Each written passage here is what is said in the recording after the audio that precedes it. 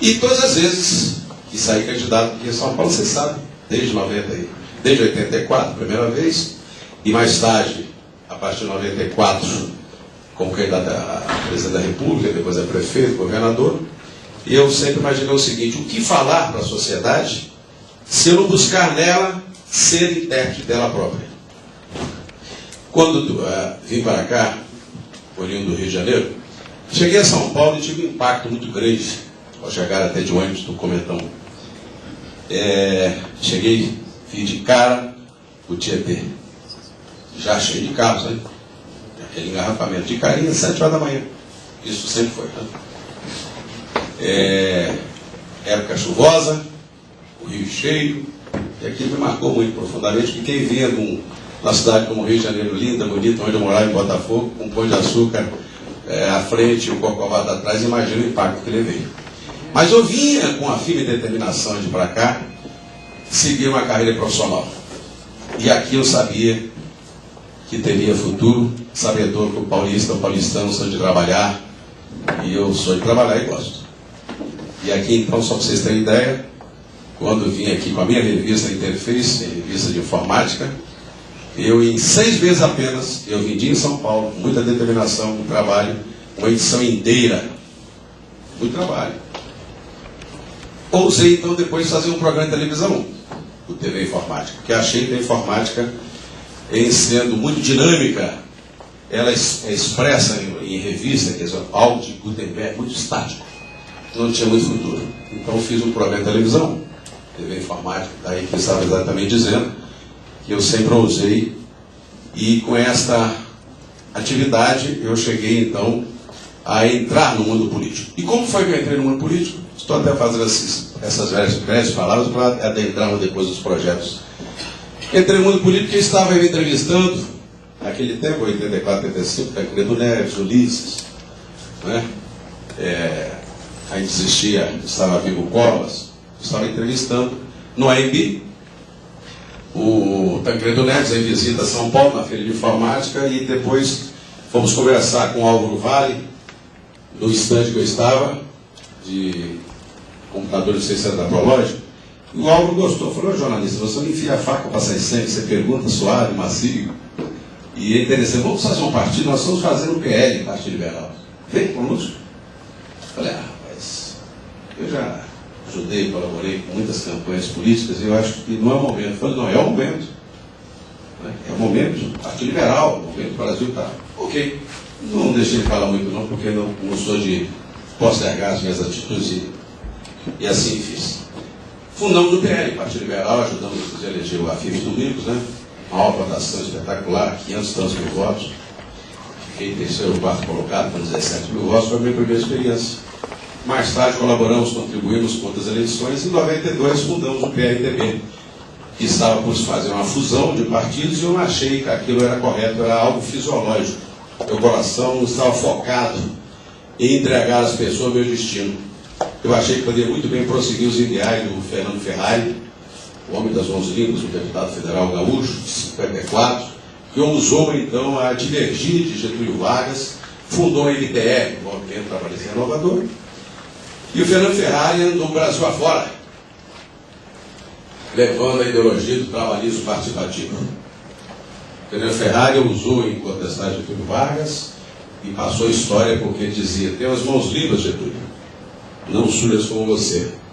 E então ele achou que o pragmatismo envolvia que na política não se usasse o peneguismo, as elites usavam o peneguismo para objetivos e fins, e ele achava que a sociedade não estava participando, né? O engenheiro, a dona de casa, o estudante. Então esse homem trouxe a ideologia do trabalho participativo, e eu achei que, acabando com o PTL à época, que era o partido que eu estava, nós estávamos exatamente acabando com parte da história do Brasil. Eu peguei essa bandeira, refundei o partido do zero, sem um deputado sequer, sem um vereador sequer, com 107 pessoas. Me honra, inclusive, a presença da minha esposa, que foi a segunda signatária e me acompanha desde então.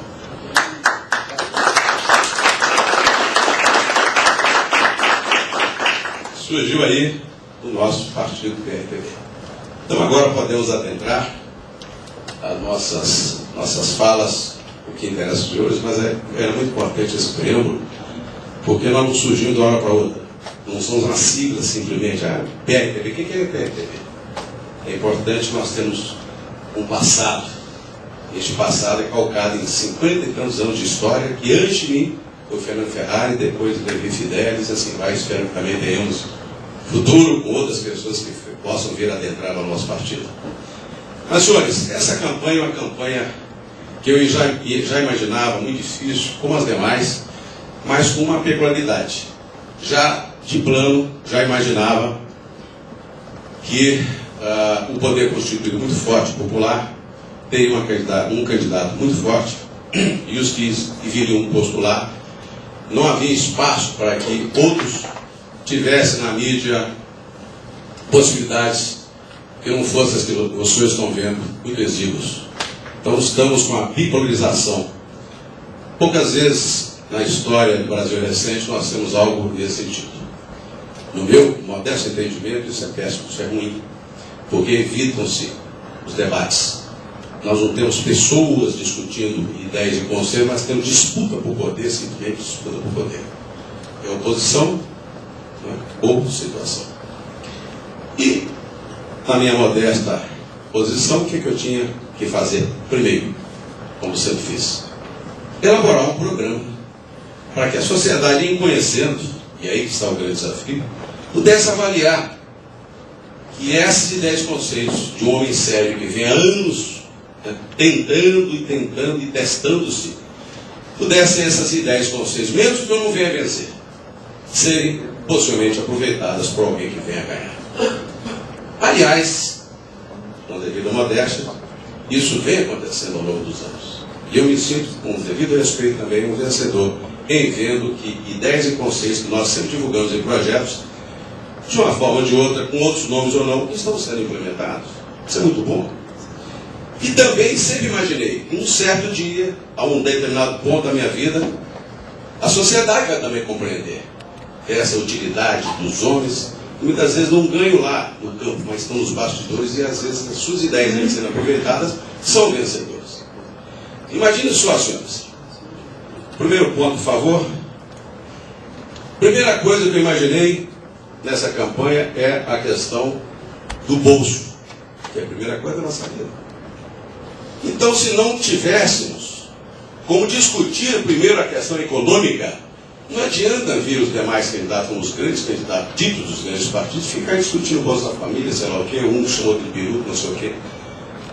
E é lamentável que a grande mídia não leve a isso a sério, na medida que nós temos que discutir primeiramente o modelo nacional de desenvolvimento, que, a meu ver, está superado. Não que seja errado, superado. Porque nós tratamos a economia brasileira como se um paciente tivesse febre permanente. O senhor Meirelles, toda vez que sobe um pouquinho aí a inflação, dá um choque, né? Uma taxa Selic sobe.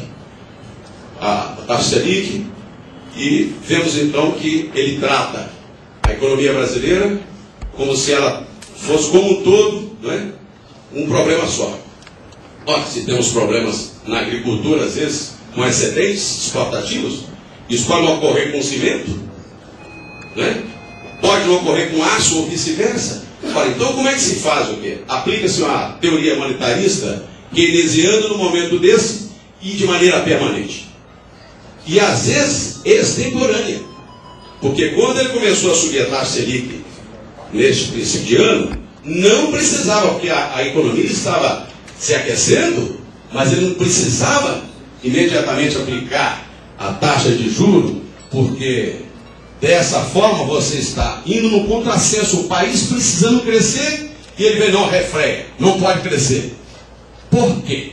Existem outras fórmulas de se atenuar o crescimento. É o controle dos segmentos e setores. Por isso que esse país não cresce de curto, médio e longo prazo. É como se tivesse um febre permanente.